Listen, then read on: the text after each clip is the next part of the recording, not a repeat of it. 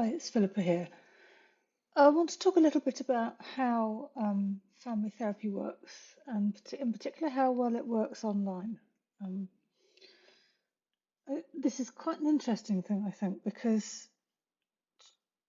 we tend to think of family therapy as being doing something where we'll all sit in the same room and we'll have a conversation, and that actually we'll need to be in the same room in order to do that.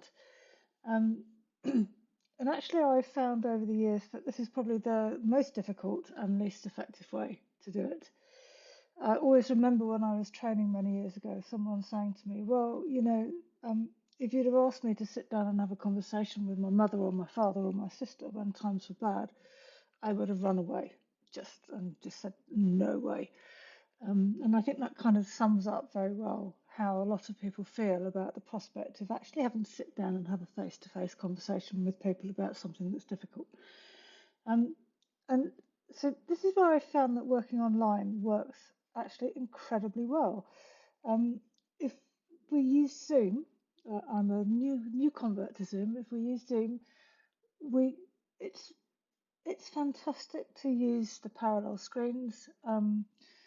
For everyone to be on their own, connecting to the meeting, for us to be able to switch between screens so that different combinations of people can talk and different combinations of people can listen. Um, there's something very, what's the word? There's something very powerful and something very kind of restorative about switching the camera off and muting ourselves and listening to a conversation that someone else is having. And then maybe coming back, reversing that, and the person who's just haven't had the conversation, being able to mute themselves and switch their camera off and listen to our thoughts and our reflections on what we've just heard.